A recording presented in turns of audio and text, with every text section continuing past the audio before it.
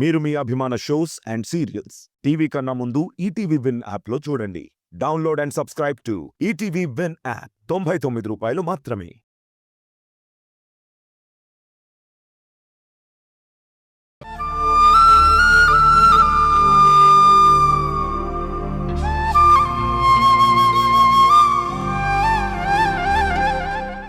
చెప్పే పరిస్థితులు వచ్చినప్పుడు తప్పకుండా నేను చెప్తాను.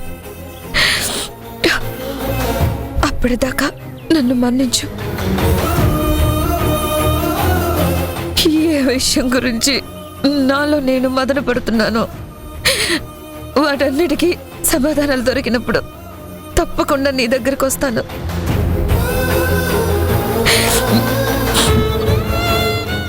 అన్ని విషయాలు నీతో షేర్ చేసుకుంటాను. సారీ.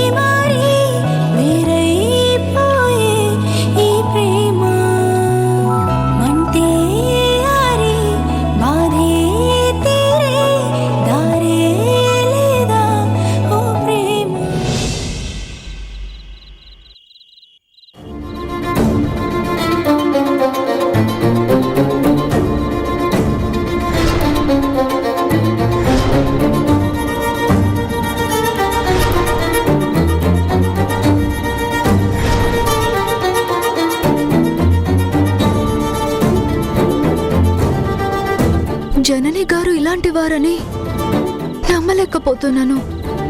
తను స్టబాన్ గా ఉండలేదా? ఒక ఆలోచనకి కట్టుబడి ఉండే మనిషి కదా? ఆమెకు తెలియకుండానే ఆమెలో మరో అపరిచితురాలుందా? ఎందుకలా బిహేవ్ చేశారు?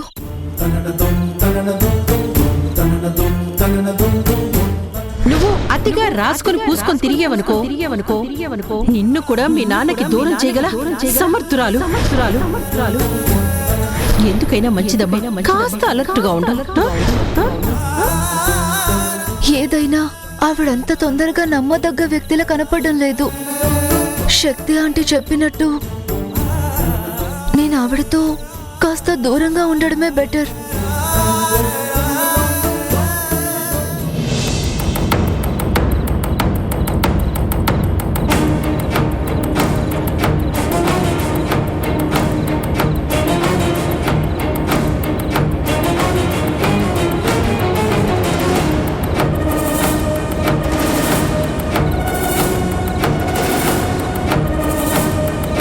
ఏవండి, నేనేదో చెప్తున్నానని మాత్రం అనుకోకండి.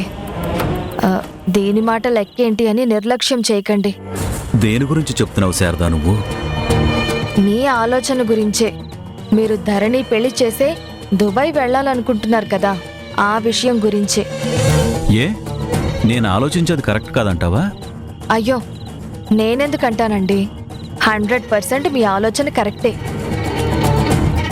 నాకు మీరు ధరణి పెళ్లి చేసి దుబాయ్ వెళ్ళడమే మంచిదనిపిస్తుంది.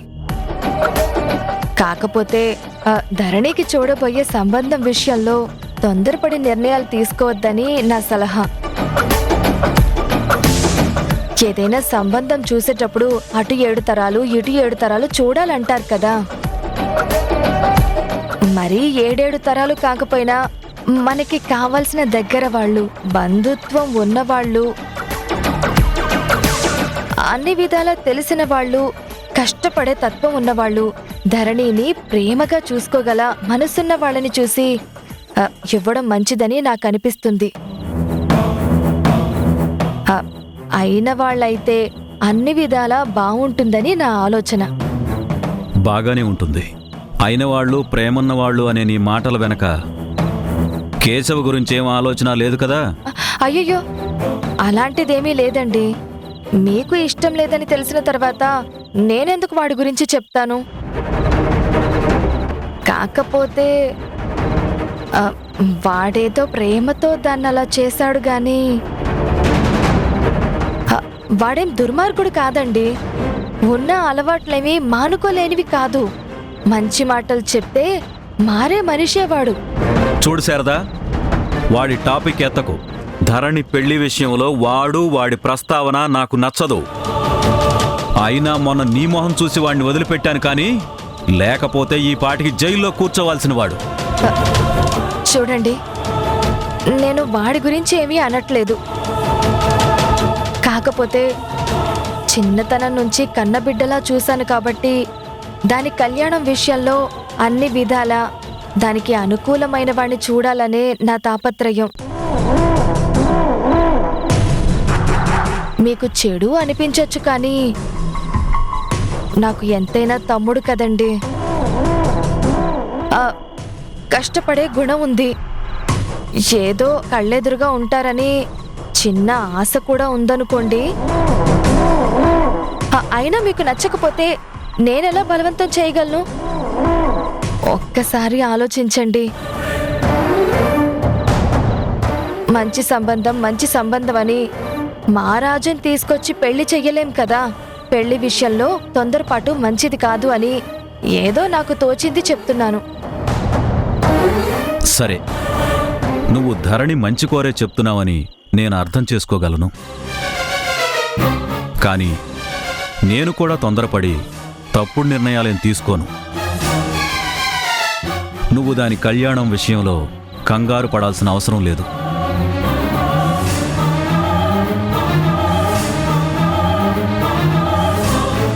నేను కంగారు పడ్డం కాదు, మీరు దుబాయ్కి వెళ్లే తొందరలో కంగారు పడతారేమో అని నా భయం. కాళ్ళు కడిగేసిన తర్వాత నాలుగు ఖర్చుకుంటే వెనక్కి రాదు కదా. అన్ని విధాలుగా దాన్ని ప్రేమించేవాడు, మన కుటుంబానికి అండగా ఉండేవాడైతేనే బావుంటుంది అని. చూడు శారదా, ఏ రాజకుమారుణ్ణో రాజ్యాలను తెచ్చి తనకి ఇవ్వలేకపోవచ్చు కానీ నా కూతుర్ని అన్ని విధాలుగా బాగా చూసుకునే సంబంధం దొరుకుతుందనే నమ్మకం నాకుంది.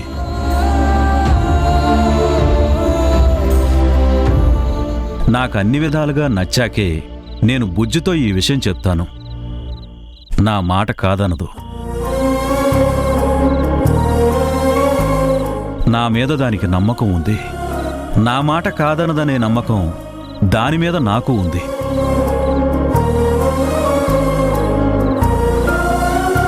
నువ్వు భయపడి బెంగేం పెట్టుకోకు, సరేనా?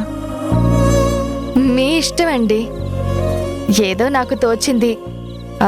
ఎంతైనా అయిన వాళ్ళైతే బావుంటుందని చిన్న ఆశ, అంతే.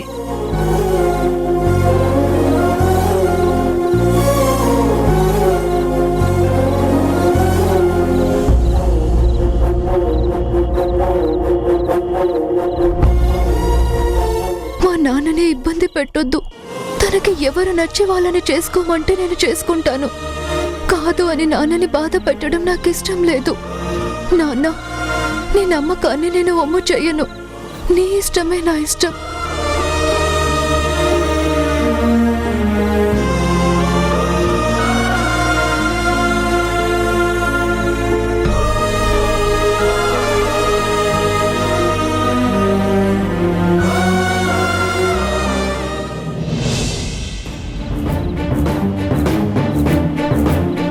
ధరణిని నా తమ్ముడికిచ్చి పెళ్లి చేయడం నీకిష్టం లేకపోతే నేను వదిలేస్తానని అనుకుంటున్నావా ఏంటి? నీ ఆలోచనలు నీకుంటే నా ప్లాన్లు నాకున్నాయి. ఎలా అయినా సరే కేశవకి ధరణికి పెళ్లి చేసి చూపిస్తాను. అసలు రహస్యం నీకు తెలియదు కదా. నా కూతురు అని నువ్వు ఎవరిని చూసి చంకలు గుద్దుకుంటున్నావో అదసలు నీ కన్న కూతురే కాదయ్యా. కూతురు కాని కూతురి కోసం నువ్వు ఆరాటపడుతున్నావు. కనకపోయినా పెంచినందుకు అంతో ఇంతో ఫలితం దక్కాలని నేను ఆశపడుతున్నాను. చూద్దాం.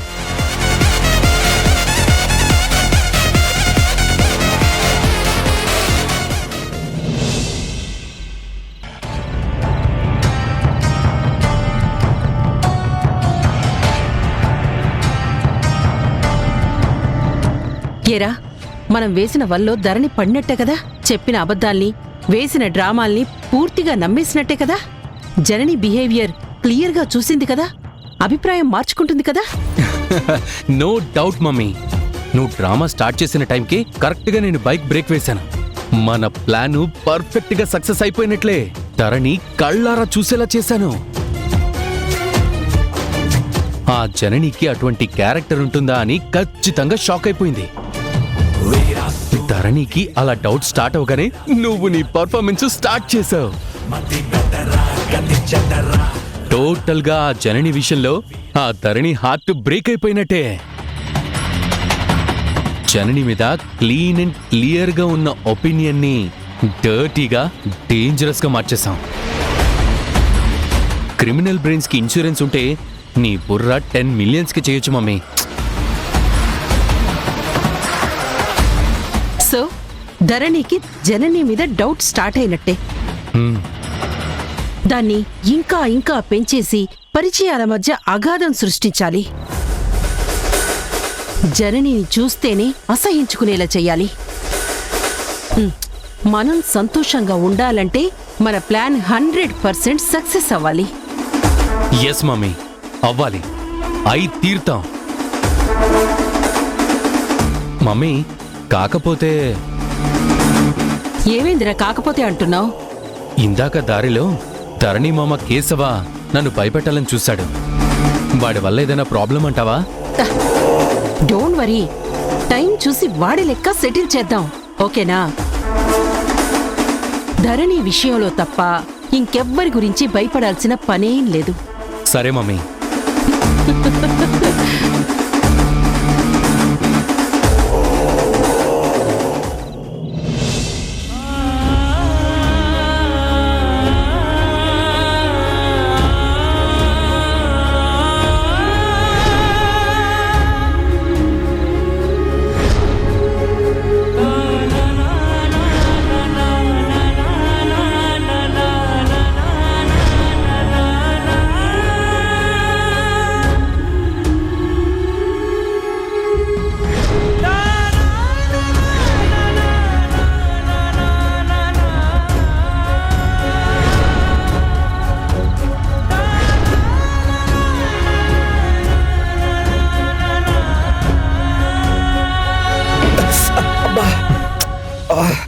నాన్న, ఏమైంది నాన్న?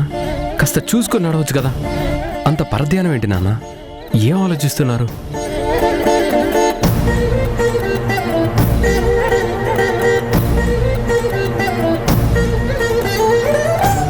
ఏమైందన్నా? ఆ కన్నీళ్ళేంటి? మీ మనసులో మిమ్మల్ని బాధ పెట్టే సమస్య ఏదన్నా ఉంటే నాతో చెప్పండి నాన్న. మీరు నాతో, నేను మీతోనే కదా షేర్ చేసుకునేది. మనకి ఇంకెవరున్నారు?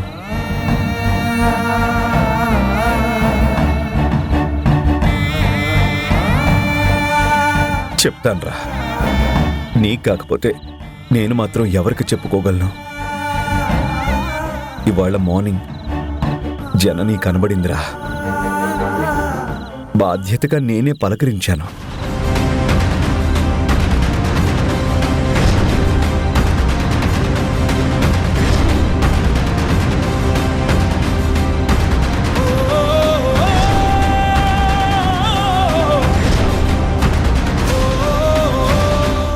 నేను తన పట్ల ఎంత కన్సర్న్ చూపించినా, రెస్పాన్సిబిలిటీ ఫీల్ అయ్యి తనని మామూలు మనిషిని చెయ్యాలని చూస్తున్నా తను మారడం లేదురా. అసలు మన తలరాతి ఇలా రాశాడేంట్రా భగవంతుడు? ఎన్ని విధాలుగా ప్రయత్నించినా, ఎంతగా ప్రాధేయపడినా తన మనసులో మాట బయటికి చెప్పదేంట్రా? నాకు నేనుగా నీతో కలిసి బ్రతకడానికి సిద్ధం అని ఎన్నో మెట్లు దిగి అడిగానురా, బతిమలాడాను. చివరకు క్షమాపణలు కూడా చెప్పాను. కానీ తన మనసు మార్చుకోవడం లేదు. కారణం ఏంటో అర్థం కావడం లేదు. అంత క్షమించరాని నేరం నేనేం చేశానో నాకు తెలియట్లేదు. చాలా బాధగా ఉంది తరుణ్. నాన్న, మీరంత ప్రాధేయపడినా అమ్మ చెప్పలేదంటే నాకు బాధగా ఉంది నాన్న. ఓ రకంగా భయం వేస్తుంది కూడా. అసలు మాట్లాడకపోవడం ఏంటి నాన్న? తను మాట్లాడలేదు కానీ తన మనసు మాట్లాడిందిరా. కళ్ళలో బాధ చదవగలిగాను. తన మనసులో ఏ విషయంగానో చాలా మదన పడుతుందిరా. నాతో షేర్ చేసుకోలేక సతమతమవుతుంది. బలమైన మానసిక సంఘర్షణలో ఉంది. నేనే అర్థం చేసుకోలేకపోతున్నానా అనిపిస్తుంది. సందిగ్ధంలో ఉన్నాన్రా. రే తరుణ్, నా అన్నగా ఫస్ట్ టైం నిన్ను కోరుతున్నాన్రా. తీరుస్తావా? అయ్యో, మీరంతలా అడగాల నాన్న? చెప్పండి నాన్న. ఎలా అయినా సరే మీ అమ్మ ఎందుకు అంతలా బాధపడుతుందో తెలుసుకొని నాకు చెప్పరా. ఎన్నడూ లేనిది ధైర్యం సడలిన మనిషిలాగా ఫస్ట్ టైం నన్ను అలా హగ్ చేసుకుని బోరుని ఏడ్చేసరికి నా గుండె 1000 ముక్కలైందిరా. తట్టుకోలేకపోతున్నాను. ప్లీజ్ రా, ప్లీజ్. ప్లీజ్ నాన్న, మీరు బాధపడకండి. ఖచ్చితంగా నేను కనుక్కునే ప్రయత్నం చేస్తాను. కాస్త ప్రశాంతంగా ఉండండి నాన్న.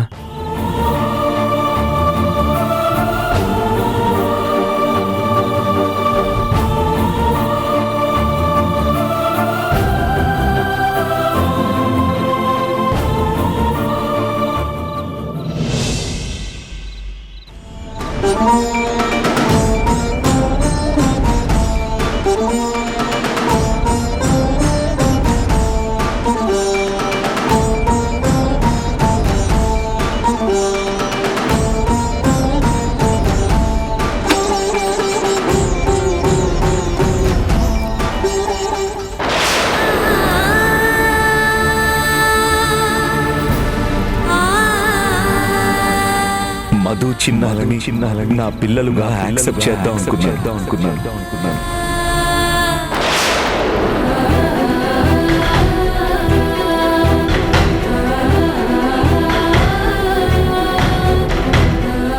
నువ్వు మధు మన ఇంటికి వచ్చేయండి. అది మన ఇల్లు. మనం ఒక ఫ్యామిలీలా తరుణ్ తో కలిసి బ్రతికేద్దాం.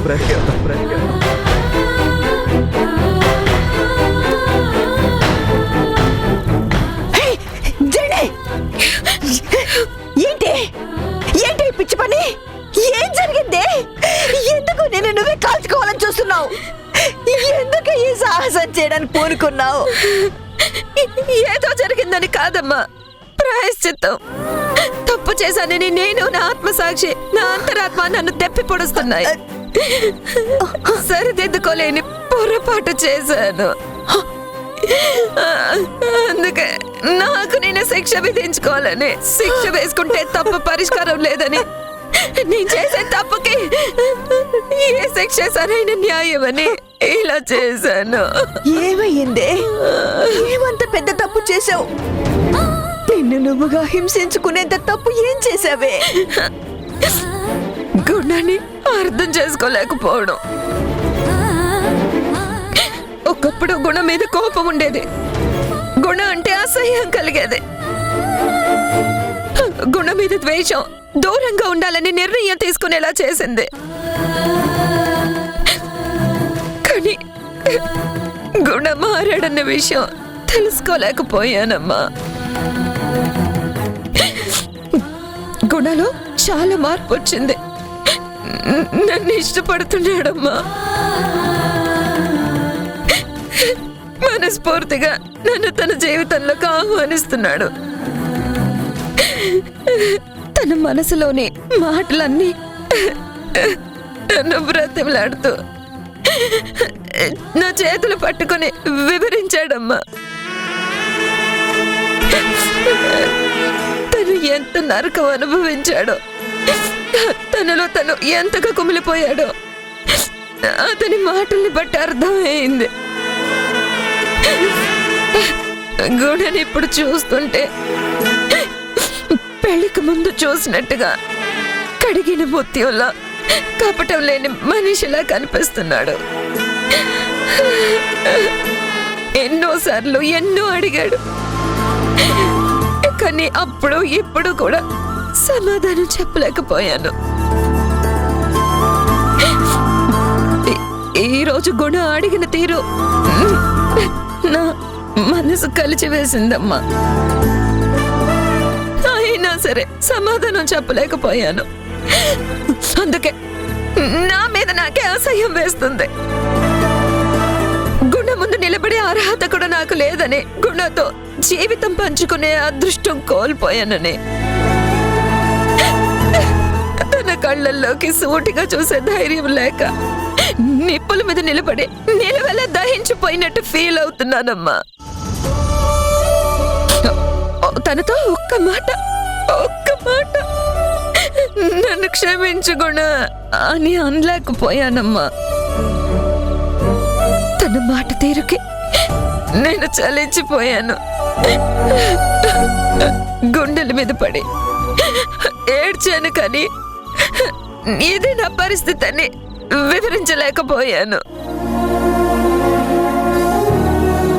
అవునా? గుణ నిన్ను కలిశాడా? నీతో మాట్లాడా? మాట్లాడడం ఏంటమ్మా? చిన్న పిల్లల నన్ను బ్రతిలాడుకున్నాడు. అయినా నేను మౌనంగా దూరం జరిగి తల తిప్పుకొని వచ్చేసానమ్మా. నేను చాలా పెద్ద తప్పు చేశాను కదమ్మా. అందుకే ఈ మాత్రం ప్రాయశ్చిత్తం కావాల్సిందే. అల్లుడు గారు అంత ప్రాధేయపడి అడిగితే ఎందుకే చెప్పకుండా దాచేసావు పిచ్చిదానా? ఎన్నోసార్లు నేనే నిన్ను నిజం చెప్పమన్నాను కదే. తనకు తానుగా ఎదురుపడి అంత గొప్ప అవకాశం ఇస్తే చేతులా చార విడుచుకున్నావు కదే. ఇలాంటి ప్రాయశ్చిత్తం కాదే. ఇప్పటికైనా నీ మనసు విప్పి మనసులో మాట చెప్పుకుంటే నీ మనసు కూడా అర్థం చేసుకుంటాడే. చెప్పలేని పరిస్థితి అమ్మా. ఈ పరిస్థితి నాకు నేనుగా తెచ్చుకున్నదే అని ఇప్పుడు నా మనసు హెచ్చరిస్తుంది.